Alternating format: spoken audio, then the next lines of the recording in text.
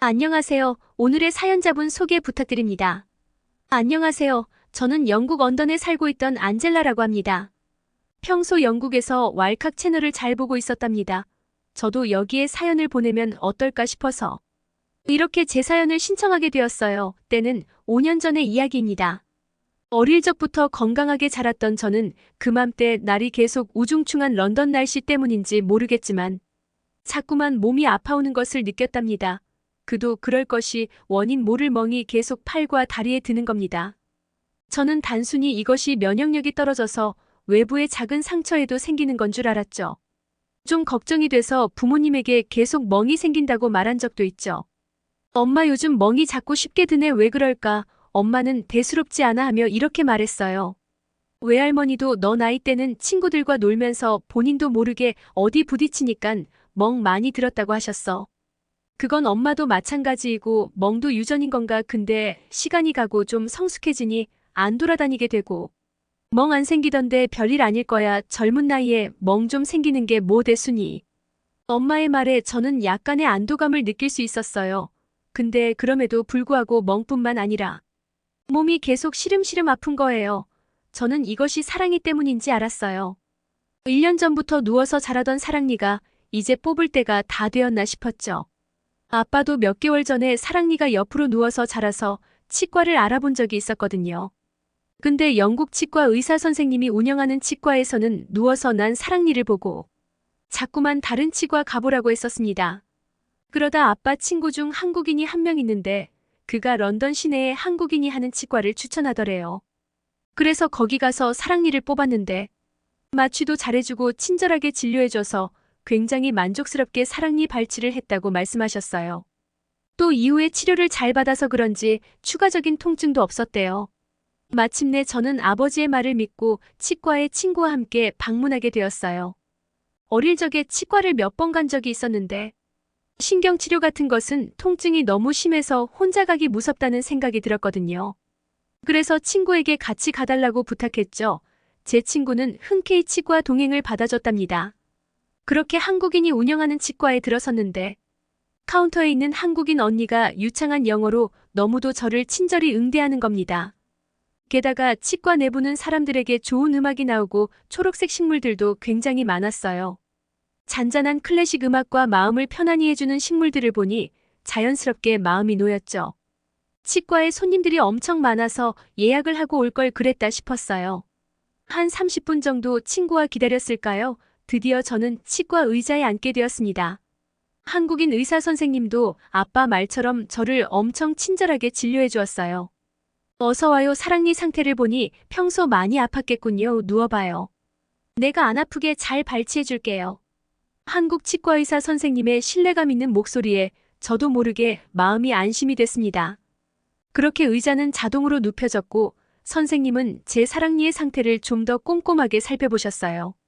그런데 몇 분이 지나도 잇몸에 마취 주사를 안 놓아주시는 거예요. 발치를 뽑기 위해서 왔는데 뽑으라는 사랑니는 안 뽑고 선생님은 자꾸만 제 팔을 훑어보셨죠. 저는 생각했어요. 이 선생님 대체 왜 이래 이상한 사람인가? 왜 몸을 계속 보지 괜히 왔나? 저는 불쾌함을 느껴서 선생님께 말씀드렸죠. 선생님 왜 진료를 안 보고 제 몸을 쳐다보시나요? 그렇게 말하고 제가 일어나려고 하던 찰나 선생님은 다급하게 제 팔목을 잡았습니다. 그러면서 저에게 물으셨죠. 몸에 피멍이 대체 왜 이렇게 많은 거죠? 어쩌다가 그런 거예요. 자세히 말해봐요. 어디서 맞은 건가요? 아님 자연스럽게 생기기 시작했나요? 저는 그 물음의 의도를 전혀 이해할 수 없어서 의아하다는 표정만 지었죠. 그도 그럴 것이 전 나름 화목한 집안에서 자랐기 때문에 좀 억울했어요. 당연히 맞은 거 아니죠. 그냥 놀면서 부딪혀서 생긴 거겠죠. 멍 안 드는 사람이 어딨어요. 저는 불쾌한 마음에 이렇게 선생님께 윽박 질러버렸답니다. 제 몸 상태를 추후에 알게 되고 후 회하긴 했지만서도요. 그러더니 선생님은 더 심각한 표정을 지으며 제게 말했어요.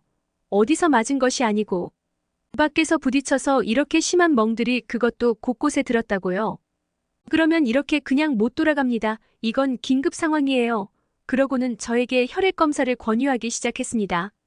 그리고 추가로 제게 말씀하셨죠. 시간이 급해요. 우리 병원 바로 아래층에 혈액 검사를 할 수 있는 내과가 있습니다. 저랑 같이 가요. 많이 걱정돼서 그렇답니다. 저는 매우 당황할 수밖에 없었습니다. 단순한 멍인 줄 알았던 것이 혈액 검사를 해야 할 만큼 심각한 건가 싶어서요. 처음에는 일반 내과 선생님도 아닌 치과 선생이 어떻게 내 몸에 문제가 있다는 것을 알지라는 생각에 그를 믿을 수 없었죠. 하지만 한국인 치과 선생님의 이마에 땀이 송글송글 맺히고 그가 제가 권하는 말들은 전부 장난이 아닌 진심으로 느껴지기 시작해지더군요. 선생님은 원장실에 들어가더니 점심을 먹고 있는 다른 의사 선생님에게 진료 좀 부탁한다고 급한 일이라고 말하고는 원장실을 나왔어요. 전 선생님의 손에 이끌려 아래층에 있는 내과로 향했답니다. 그 내과는 그때 점심시간이었음에도 불구하고 선생님은 저와 함께 대기해 주었어요. 제 친구는 이렇게 말했죠. 선생님, 안젤라가 어떤 병인지는 모르지만 제가 옆에서 대기하면 돼요. 선생님은 이만 올라가셔도 됩니다. 친구의 말에 선생님은 고개를 갸우뚱거리며 말했어요. 아니, 내가 내과 선생님을 직접 뵙고 상태에 대해서 이야기해야 할 게 있단다. 그렇게 20분 정도를 초조한 마음으로 기다린 후 내과 선생님이 문을 열고 들어왔어요. 그러더니 두 분은 어디론가 들어가서 엄청 심각하게 대화를 나누더군요. 저는 다른 예약 손님 이전에 곧바로 혈액 검사를 받을 수 있었답니다. 검사 후 결과를 듣고 저는 너무나 있을 수밖에 없었어요. 알고 봤더니 저는 혈소판 감소증이라는 질환에 걸린 거였어요. 혈소판 감소증이란 골수에서 생성되는 혈소판의 수가 너무 적어 출혈 경향을 보이는 질환이라고 하더군요. 지혈작용을 하는 혈소판의 수가 줄었기에 피가 잘 멈추지 않아 매우 위험한 상황이 연출될 수 있다는 것입니다. 그래서 작은 멍이 들어도 잘 빠지지 않고 계속 심해지기만 했던 것입니다. 치과 선생님은 이런 저의 상태를 어느 정도 짐작했었던 거예요. 그래서 사랑니 발치를 시도하지 않고 제 멍든 몸을 살펴본 것이죠. 선생님은 검사 결과를 듣고 말씀하셨어요. 혈소판 감소증 질환이 있는 사람에게 무턱대고 발치를 하거나 스케일링을 하게 되면 출혈이 멈추지 않아서 잘못하면 생명이 위험할 수도 있답니다. 그래서 멍에 대해서 물었던 것이에요. 지금 바로 대형 병원으로 가서 질환에 대해 구체적인 검사가 다시 필요합니다. 그리고 사랑니 발치는 치료 후 다시 받도록 하죠. 선생님은 이렇게 말씀하시고 알고 계시는 대형 병원에 전화하여 제 상태를 상세히 설명하셨어요. 그 이후로 저는 대형 병원에서 검사 및 약물 치료를 통해 상태가 호전될 수 있었답니다. 벌써 5년이란 긴 시간이 흘렀지만 그 치과 의사 선생님은 저의 생명의 은인이나 마찬가지라 생각이 들어 그 이후로도 꾸준히 연락하고 있어요.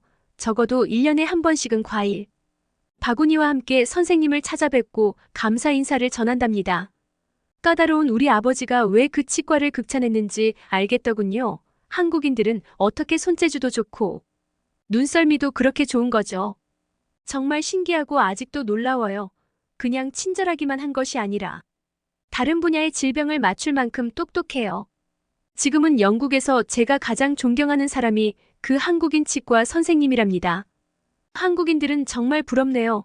이렇게 실력 있는 의사 선생님과 간호사 선생님이 운영하는 병원에서 집 앞만 나가도 진료를 받을 수 있으니까요.